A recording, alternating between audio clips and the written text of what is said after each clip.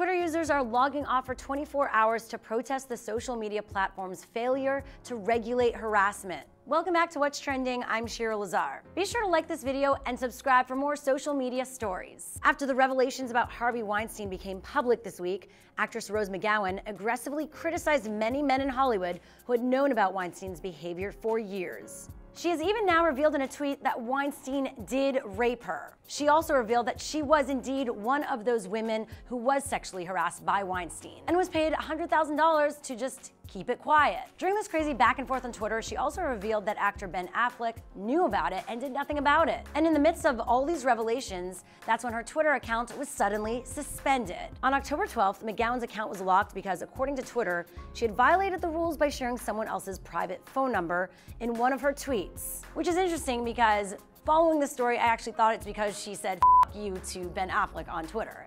And like she was being censored, but that was not the case. And then people were like, oh, you're gonna suspend her, but not someone else who says a lot of things, Donald Trump. Twitter Safety writes, "We've been in touch with Ms. McGowan's team. We want to explain that her account was temporarily locked because one of her tweets included a private phone number, which violates our terms of service." What number are they referring to? We're not sure. She had been sharing a ton of screenshots of emails and texts that she had gotten, and possibly a number could have been included there, but they have since been deleted. But as you can imagine, a lot of people were pissed about this. A former Twitter Safety employee says that McGowan's suspension was completely uncalled for. In a piece featured on themarysue.com, a former Trust and Safety employee at Twitter called the decision terrible.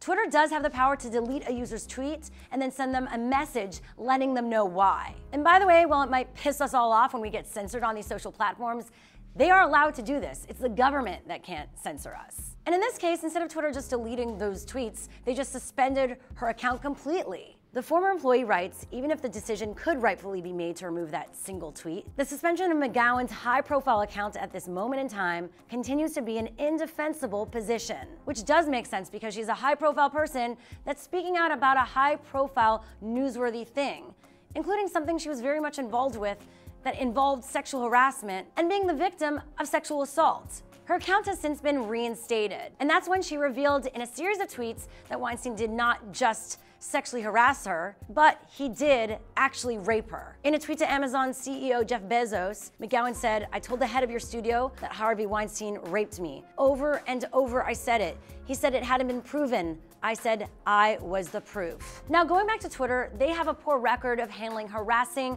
or threatening tweets. Many users have publicly shared harassing tweets that contain violent language or images, racial slurs, and more that Twitter has all deemed not a violation of their community standards. And how does Twitter decide what's appropriate for community standards? Even a company like BuzzFeed is left in the dark. BuzzFeed reports that one of their engineers reported a tweet that read, "If BuzzFeed headquarters was destroyed in an explosion and everyone that worked there was all of a sudden dead, that'd be a good thing." 5 days after reporting the tweet, the engineer received a form email from Twitter stating that the tweet didn't violate the company's terms of service. When BuzzFeed News asked Twitter why, the tweet was flagged and removed without explanation. So if you had experience with harassment on Twitter, what do you think of Rose McGowan's suspension? Let us know in the comments below. And now Rose McGowan's unnecessary suspension and just speaking out about everything happening right now with Harvey Weinstein and men overall has inspired women of all kinds all around the world to organize a day of boycott. The boycott, though, was the idea of software engineer Kelly Ellis, who tweeted yesterday,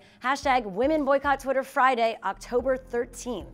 In solidarity with Rose McGowan and all the victims of hate and harassment Twitter fails to support. And this is something that hits home for Kelly Ellis. She herself has been open about experiencing sexual harassment, but in Silicon Valley. In 2015, Ellis spoke out about the 4 years of harassment she endured from her superiors at Google. In a series of tweets, she described how she was made to feel scared by superiors, and how Google's own HR would side with her harassers. So Kelly comes from the world of tech and knows how to get a company like Twitter's attention when something like this happens. Women and men around the globe have now come together to join in the boycott. And McGowan herself is jumping on board, sharing the news, tweeting, "At midnight we rise." Chris Teigen writes, "Ladies, let's do this. #WomenBoycottTwitter. Not because of hate, but because I love this platform and know it can be better." Terry Crews says, "I stand with the women. No more tweets from me too." Jane Lynch says, "Nighty-night for now at Twitter." So why would a boycott like this work, and why would Twitter even care? Jeff explains, Twitter makes money from ads. When less people see ads, Twitter can't charge as much for ads, and thus makes less money. And I would say on the PR end, it's just a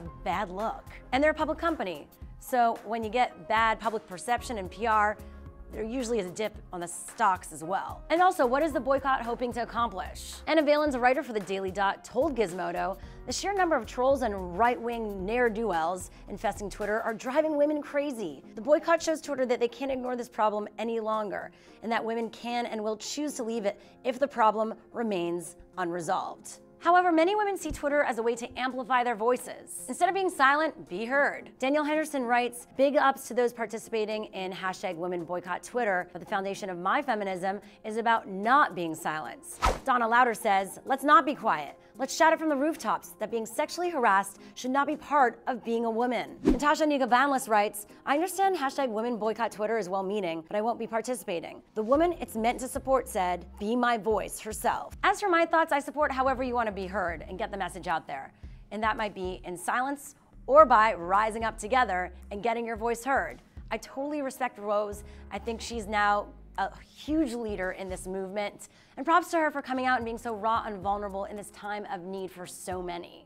You are a true leader. I think what's happening right now, even beyond the Women's March that happened, is really going to change the course of history and how we treat each other in the workplace, in our lives, and in our communities. And hopefully through this, everyone can realize that they are not alone. You are so supported wherever you are, whatever you're going through. So are you participating in the silent boycott, or are you going to raise your voice? Let us know in the comments below. For more stories, go to whatstrending.com.